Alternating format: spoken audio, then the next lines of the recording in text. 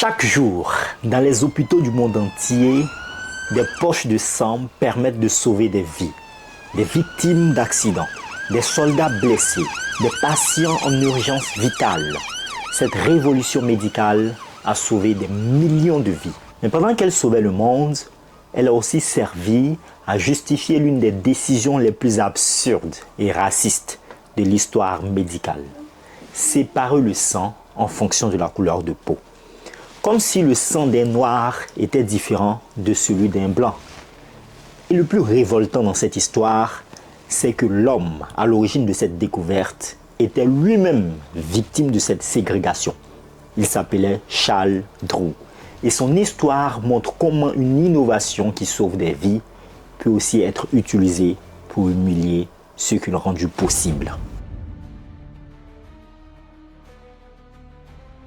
Nous sommes en 1928, à Montréal, au Canada. Un jeune homme noir arrive à la faculté de médecine de l'université McGill. Il s'appelle Charles Richard Drew. Il a 24 ans. Il vient des États-Unis. Il fuit quelque chose. Il fuit le racisme. Il fuit la ségrégation. Il fuit un pays pour échapper aux barrières raciales sévères qui limitaient l'accès aux Noirs aux études médicales. Alors il s'en va. Il traverse la frontière. Il vient au Canada pour étudier. Et à McGill, quelque chose de surprenant se passe. Personne ne le discrimine pour sa couleur de peau. Personne ne lui dit qu'il ne peut pas réussir. Personne ne lui dit que c'est trop difficile pour un noir. Il peut juste étudier, apprendre, exceller. Et il excelle. Il termine deuxième de sa promotion, deuxième sur 137 étudiants. C'est extraordinaire. Et pendant ses études, il assiste à quelque chose qui change sa vie. Il voit une transfusion sanguine, un médecin transfuse du sang d'une personne à une autre et cette transfusion sauve une vie. Et Charles Drew se pose une question. Oui, une question simple, mais qui va changer l'histoire de la médecine. À l'époque, les transfusions sanguines existent, mais elles ont un problème énorme. Le sang se détériore très vite, très vite. Si tu prélèves du sang d'une personne et que tu veux la donner à une autre personne, tu dois le faire tout de suite, dans les 2-3 jours maximum. Après 2 jours, le sang devient inutilisable, il se décompose, il pourrit. Et ça, c'est un problème, parce que ça signifie que les hôpitaux ne peuvent pas stocker du sang. Ils ne peuvent pas l'avoir en réserve pour une urgence. Si quelqu'un arrive à l'hôpital gravement blessé et qu'ils ont besoin de sang et qu'il n'y a pas de donneur disponible en ce moment-là, la personne meurt. Et Charles Drew se demande pourquoi le sang ne peut pas être conservé plus longtemps. Charles Drew commence alors à étudier le sang. Il regarde sa structure, il analyse ses composants, il pose des questions que personne ne s'était posées avant lui. Et il observe quelque chose d'intéressant. Le sang n'est pas homogène, ce n'est pas une substance uniforme, c'est en réalité 2 choses complètement différentes qui sont mélangées ensemble. Il y a les cellules, les globules rouges, les globules blancs, les plaquettes, des millions de petites cellules qui donnent au sang sa couleur rouge. Et puis, il y a le plasma, c'est le liquide, la partie presque transparente du sang. C'est un mélange d'eau, de protéines, de minéraux, des nutriments. Et Charles Drew se demande, et si je sépare les deux, et si je les traite différemment? Il commence ses expériences. Il prend du sang, il les sépare en 2 parties, les cellules d'un côté, le plasma de l'autre. Et il découvre quelque chose d'extraordinaire. Le plasma peut être conservé bien plus longtemps que le sang entier. Bien plus longtemps. Et plus que ça, le plasma peut être utilisé pour les transfusions sans avoir besoin de connaître le groupe sanguin du donneur et du receveur. C'est énorme, c'est révolutionnaire. C'est le changement qui va transformer la médecine à jamais. Parce que cela signifie qu'on peut conserver le plasma pendant des mois, peut-être des années, et le donner à n'importe quelle personne sans risque de rejet. C'est comme si Charles Drew avait trouvé l'élixir de l'immortalité du sang. Charles Drew obtient son doctorat en médecine en 1940 à l'université Columbia à New York. Il est le premier Afro-Américain à obtenir ses diplômes de cette université. Le premier. Pensez à ce que cela signifie. Le premier. Ces résultats sont tellement impressionnants que la communauté scientifique commence à le remarquer. Et en 1939, quelque chose d'important se passe. L'Angleterre demande de l'aide. C'est la Seconde Guerre mondiale. Les soldats britanniques se battent en Europe. Ils ont besoin de sang. beaucoup de sang, parce que la guerre crée des blessés, des centaines de milliers de blessés. Et sans transfusion, il meurt. L'Angleterre entend parler de Charles Drew et de sa découverte, et elle demande son aide. C'est un honneur, c'est reconnu mondialement. Charles Drew est choisi pour diriger un projet appelé Blood for Britain, du sang pour la Bretagne. Son travail est simple en théorie, complexe en pratique. Il doit mettre en place un système pour prélever du plasma sanguin en Amérique, le conserver, le transporter en Angleterre et le distribuer aux soldats blessés sur le champ de bataille. C'est une tâche massive, c'est de l'organisation, de la logistique à grande échelle, c'est de la science appliquée. Et Charles Drew le fait, il réussit, il met en place le système, le plasma commence à arriver en Angleterre et les résultats sont immédiats. Des milliers de soldats blessés arrivent à l'hôpital en Angleterre. Certains ont perdu beaucoup de sang, ils sont au bord de la mort. Mais maintenant, il y a du plasma que Charles Drew a conservé, du plasma qu'il a envoyé en Angleterre. Les médecins transfusent ce plasma et les soldats survivent. Les soldats qui auraient certainement mouru survivent. Des milliers de dizaines de milliers, peut-être plus. Et c'est grâce à Charles Drew, c'est grâce à ses découvertes, c'est grâce à son génie. Il a littéralement sauvé des milliers de vies sans même être présent, juste par sa découverte, juste par son innovation. Après la guerre, Charles Drew revient en Amérique. Il est célèbre maintenant, il a sauvé des milliers de vies, la communauté scientifique le respecte, les hôpitaux le recherchent. On lui propose une position, une chaire de chirurgie à l'université Howard à Washington, D.C. C'est une position prestigieuse, c'est un honneur énorme. Et Charles Drew accepte, il devient professeur, il devient leader dans la communauté médicale. Il reçoit un prix, la médaille Spriggan en 1944 pour ses contributions à la science médicale. Tout va bien, il a réussi, il a changé le monde. Mais en Amérique, quelque chose de plus sombre est en train de se passer. En 1941, la Croix-Rouge américaine décide de mettre en place un programme de banque de sang à grande échelle. Et sur quoi se base ce programme? Sur la découverte de Charles Drew, évidemment. Le programme utilise exactement le système qu'il a développé, le système de conservation du plasma, le système qui a sauvé des soldats anglais. Mais la Croix-Rouge américaine ajoute quelque chose de sinistre. En 1942, la Croix-Rouge américaine prend une décision basée sur la ségrégation raciale. Le sang noir et le sang blanc doivent être séparés. C'est-à-dire que si une personne noire donne du sang, ce sang ne pourra être transféré qu'à une autre personne noire. Et le sang blanc ne pourra être transfusé qu'à une autre personne blanche. C'est du pur racisme. C'est absurde scientifiquement. C'est normalement répugnant. Et Charles Drew le sait. Il sait que c'est insensé parce que c'est lui qui a prouvé que le plasma pouvait être donné à n'importe quelle personne, peu importe son groupe sanguin. Il avait prouvé scientifiquement que le sang n'a pas de couleur, que le sang est juste du sang. Mais la Croix-Rouge américaine a décidé que le sang noir était différent, c'était contaminé, que c'était dangereux pour les blancs. C'est du racisme scientifique, du racisme déguisé en médecine. Charles Drew refuse d'accepter ça. Il proteste, il écrit des lettres, il parle à la Croix-Rouge, il argumente avec les autorités médicales. Il dit que c'est du racisme, qu'il n'y a aucun fondement scientifique à cette ségrégation. Et il a raison, scientifiquement il a raison. Le sang noir n'est pas différent du sang blanc. C'est une vérité scientifique, mais la Croix-Rouge ne l'écoute pas. Parce que cette ségrégation du sang n'a rien à voir avec la science.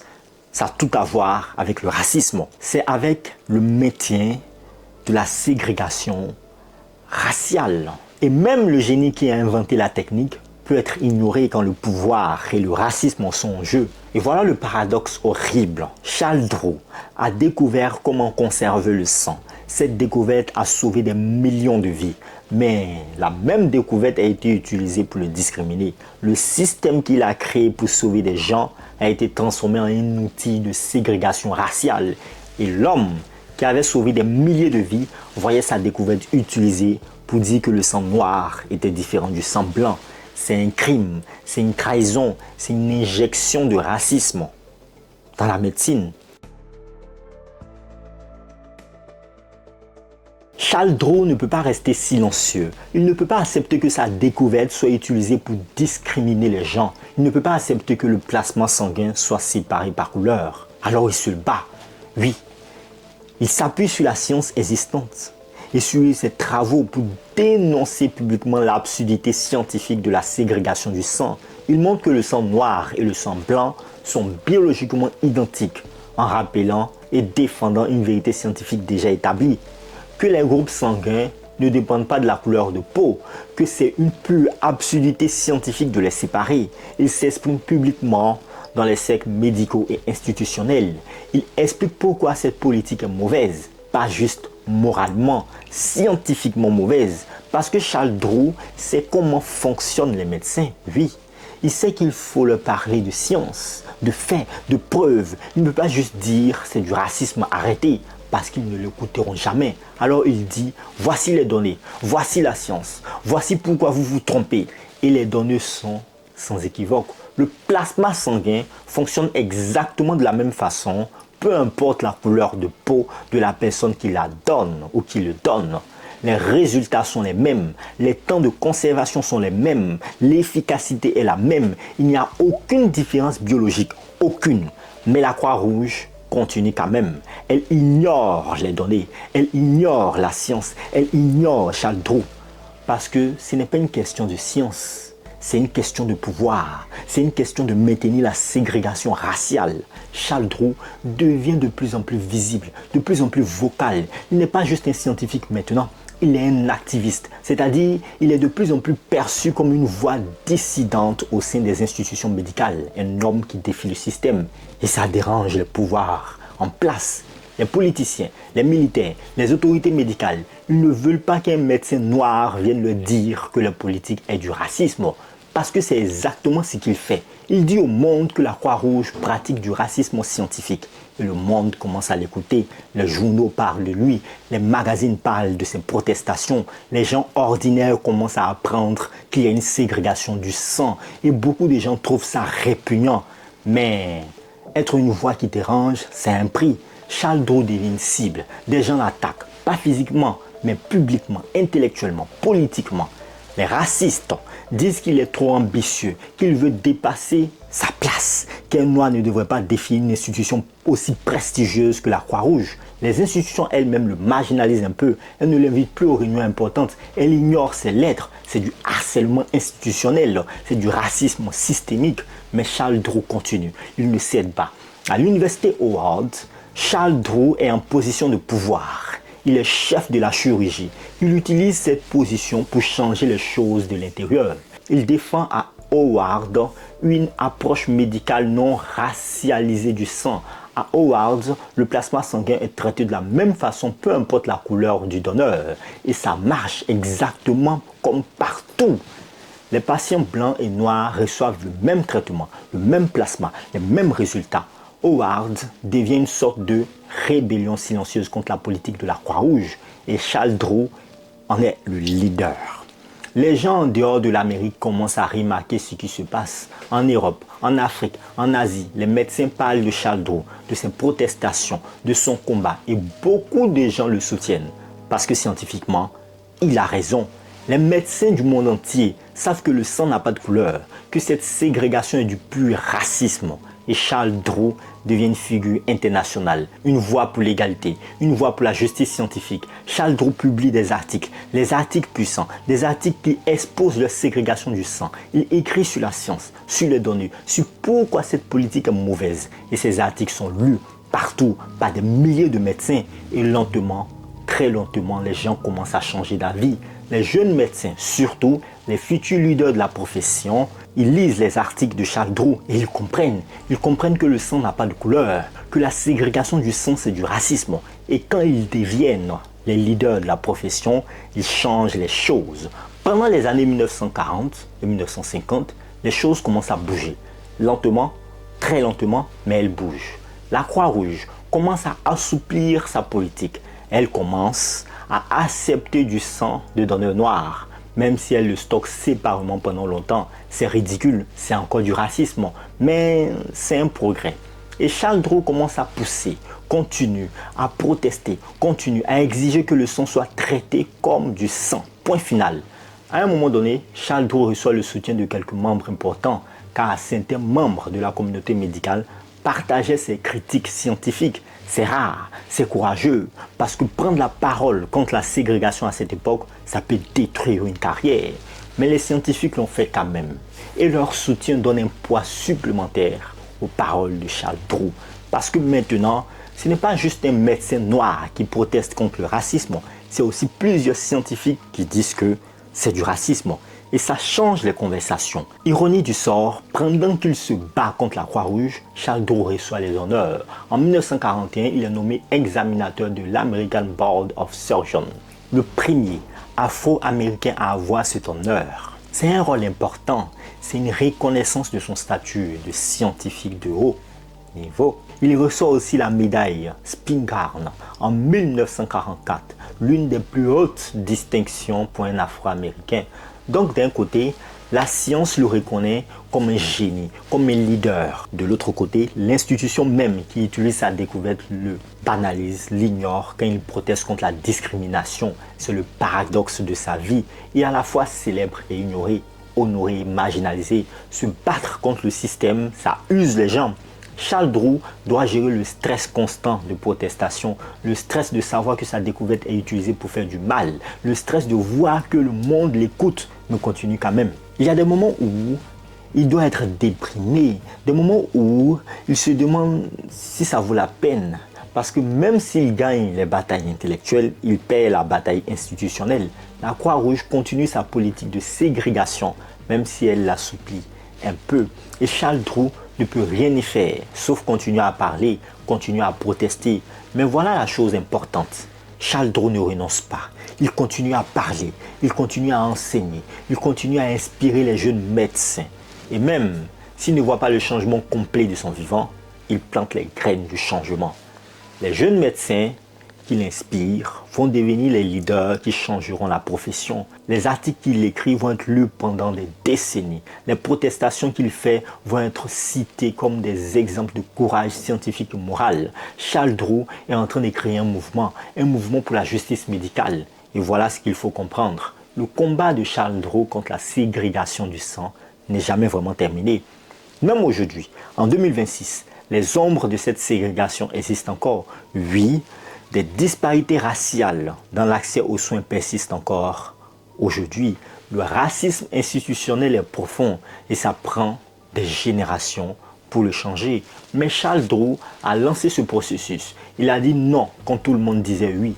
Il a défié le système quand c'était dangereux de le faire. Et ça compte énormément. Charles Dros a passé sa carrière à se battre pour l'égalité. Non pas par manifestation, non, mais par la science, par des faits, par des données, par la vérité. Et c'est peut-être plus puissant que n'importe quelle protestation. Parce que tu peux ignorer les protestations, mais tu ne peux pas ignorer les faits. Ou du moins, tu ne devrais pas pouvoir, même si les institutions l'ont fait. Charles Dros a maintenant 45 ans. Nous sommes en 1950. Il est un homme reconnu, respecté par la communauté scientifique mondiale. Ses découvertes ont sauvé des millions de vies. Son combat pour la justice médicale inspire une génération de jeunes docteurs. Il a une vie, une famille, des enfants, une femme qui l'aime. Il a réussi, malgré tout le racisme, malgré toutes les barrières. Il a réussi.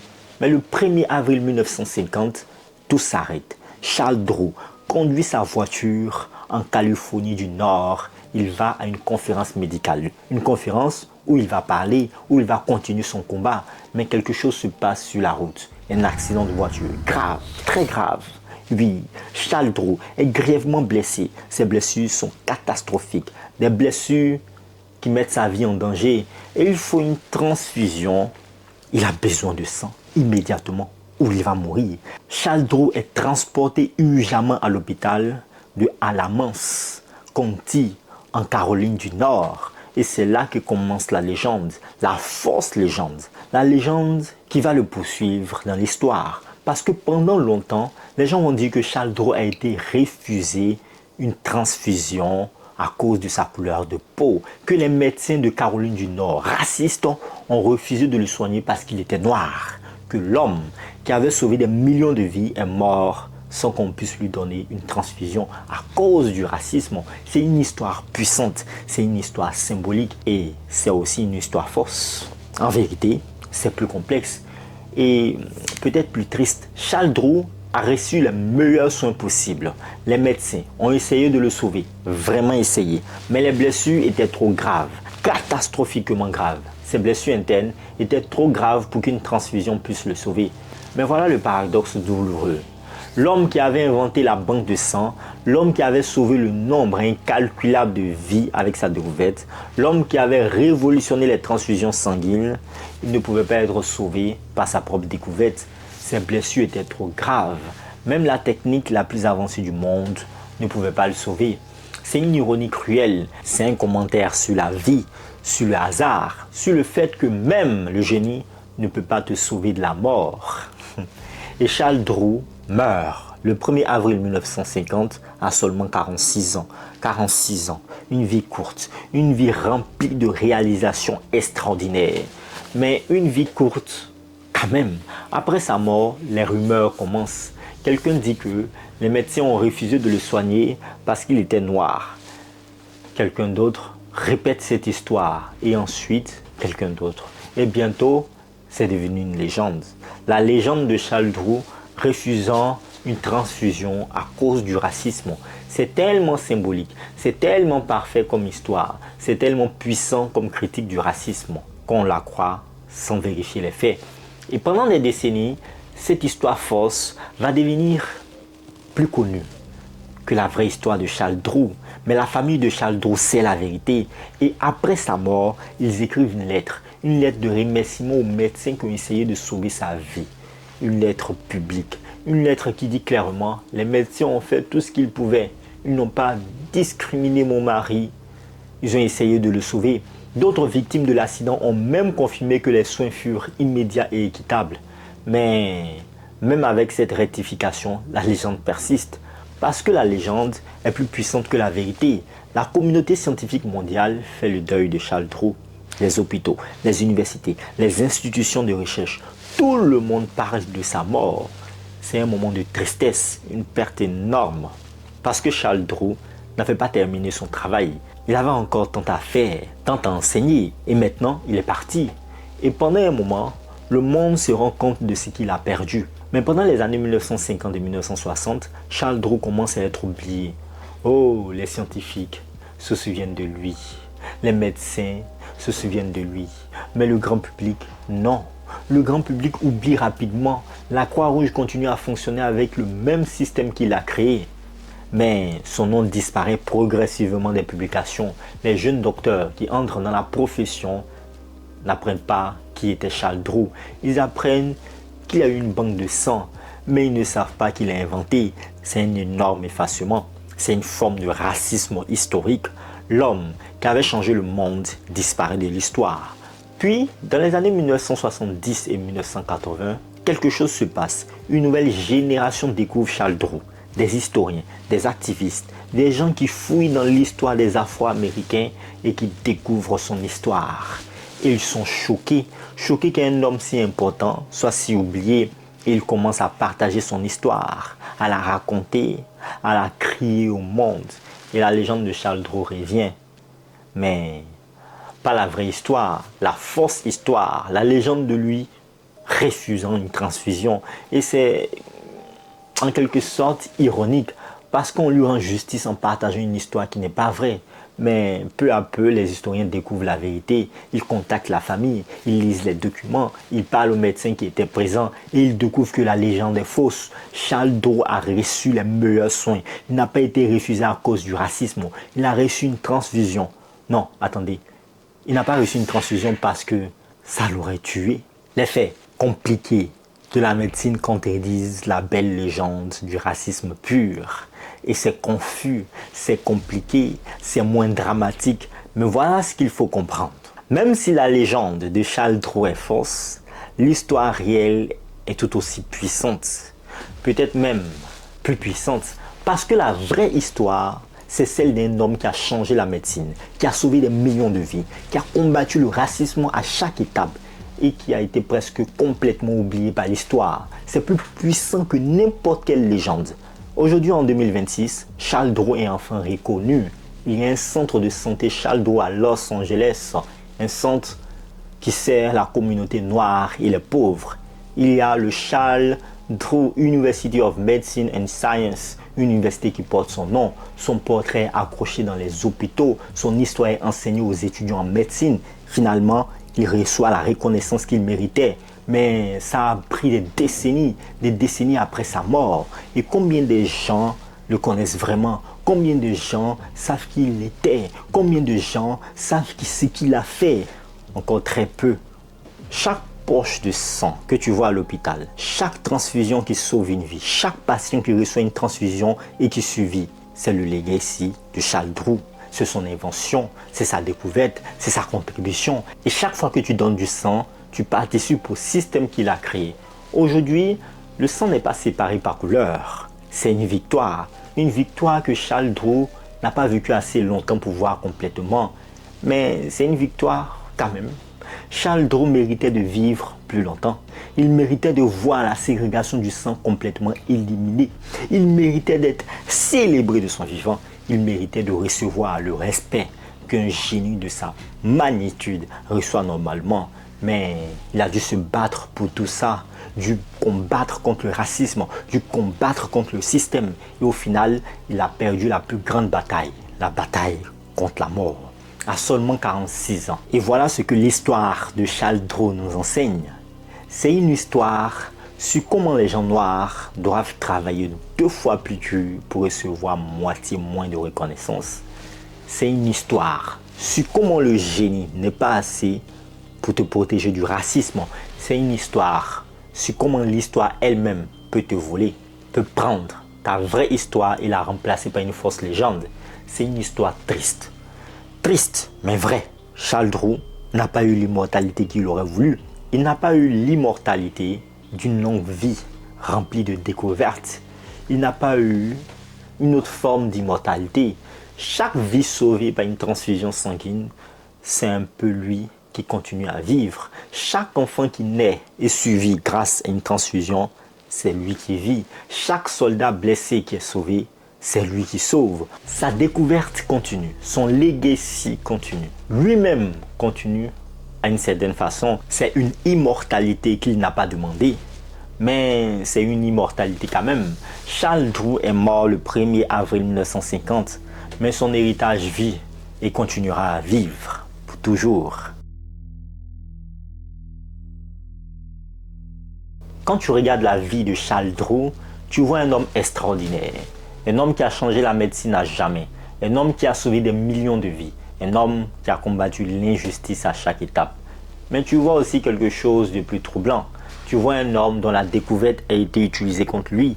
Tu vois un homme dont le génie n'a pas été assez pour le protéger du racisme. Tu vois un homme qui a été oublié par l'histoire. Et ça nous force à nous poser des questions difficiles. Combien d'autres Charles Dros existent? Combien d'autres scientifiques noirs ont fait des découvertes extraordinaires et ont été effacés de l'histoire? Combien d'autres femmes noires, d'autres hommes noirs, d'autres gens de couleur ont changé le monde et on les oublie? On ne le sait pas parce qu'on les a oubliés. C'est ce qui est terrible parce qu'on ne sait même pas. Et voilà quelque chose d'important à comprendre. La science n'est pas neutre. La science n'est pas au-dessus de la société. La science n'est pas impartiale. La science est faite par des humains. Et les humains sont biaisés. Les humains sont racistes. Les humains sont capables de cruauté. Et ça se voit dans l'histoire de Charles Dros. Sa découverte était une découverte scientifique pure, du génie scientifique. Mais l'application de sa découverte était polluée par le racisme, par la ségrégation, par l'injustice. La science elle-même était correcte, mais son utilisation était mauvaise. Et Charles Dros a dû se battre contre ça seul, presque seul. L'histoire de Charles Dros n'est pas une anomalie. C'est un exemple d'un problème systémique, le racisme dans la médecine. Il y a d'autres exemples, beaucoup d'autres exemples. Les exemples sur les esclaves noirs, les femmes noires stérilisées sans consentement, les gens noirs utilisés comme cobayes pour les expériences médicales. L'histoire de la médecine est tachée de racisme. Et Charles Dros, il a essayé de changer ça. Il a essayé de dire que le sang n'a pas de couleur, que la science doit être équitable. Mais même lui, il n'a pas pu changer le système entièrement. Charles Dros a montré du courage, un courage extraordinaire. Il s'est tenu debout contre la Croix-Rouge. Il s'est tenu debout contre le système. Il s'est tenu debout contre le racisme. Et il l'a fait, sachant que ça ne serait probablement pas récompensé, sachant qu'il serait marginalisé, sachant qu'il serait ignoré. Il a quand même fait. C'est ça le courage. Ce n'est pas d'avoir peur et de continuer, c'est de savoir qu'on va perdre et de continuer quand même. Et Charles Dros a fait ça. Même s'il n'a pas vu le changement total de la ségrégation du sang, Charles Dros a créé un impact silencieux, un impact qu'on ne voit pas toujours. Ses articles ont inspiré une génération de jeunes médecins. Ses protestations ont sémé les graines du changement. Son exemple a montré aux gens noirs que tu pouvais être un scientifique, que tu pouvais être un leader, que tu pouvais défier le système. Et lentement, très lentement, les choses ont changé. Pas parce que la Croix-Rouge a soudainement eu une épiphanie morale, mais parce qu'une génération de médecins inspirés par Charles Dros a dit non à la ségrégation. Aujourd'hui, Charles Dros est enseigné dans les universités. Les étudiants en médecine apprennent son histoire, apprennent ce qu'il a fait, apprennent comment il s'est battu contre le racisme. Et ça change les esprits, ça change comment les jeunes médecins pensent la médecine.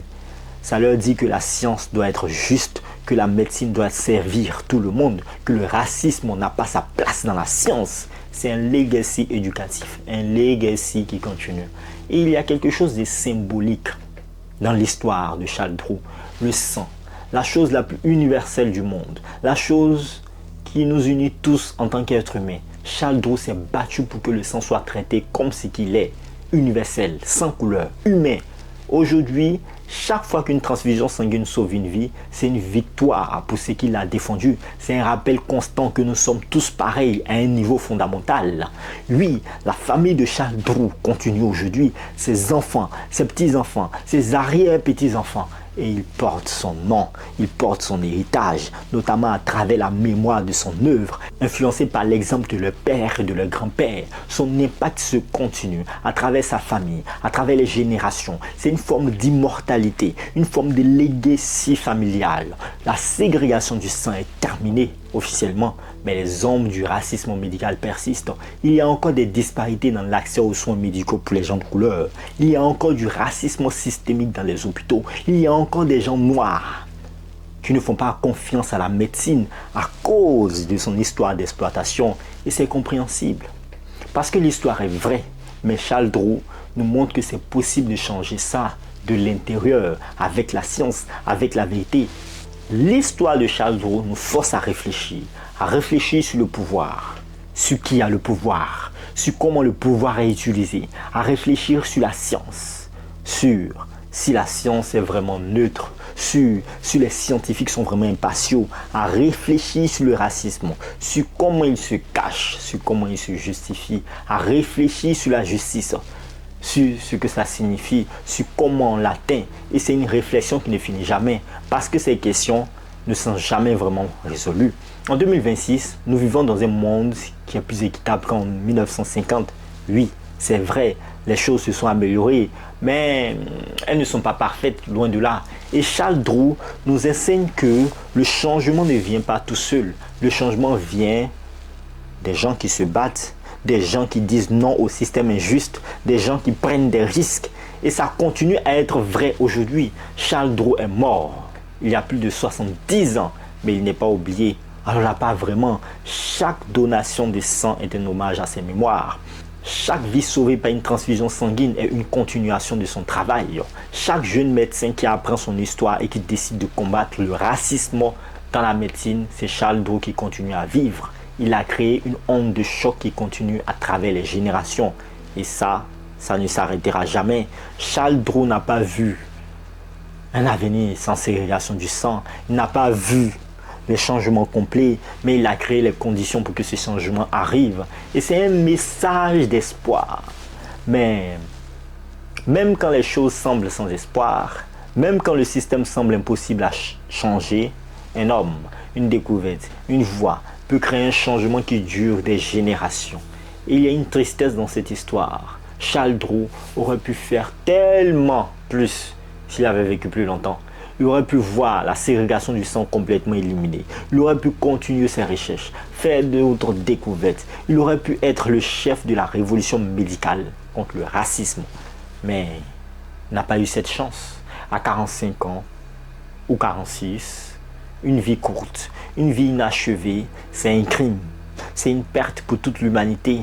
Aujourd'hui, je vais dire quelque chose. Charles Dros mérite notre respect, notre admiration, notre gratitude, pas seulement pour sa découverte scientifique, mais pour son courage, pour sa ténacité, pour son refus de se taire face à l'injustice. Il a changé le monde.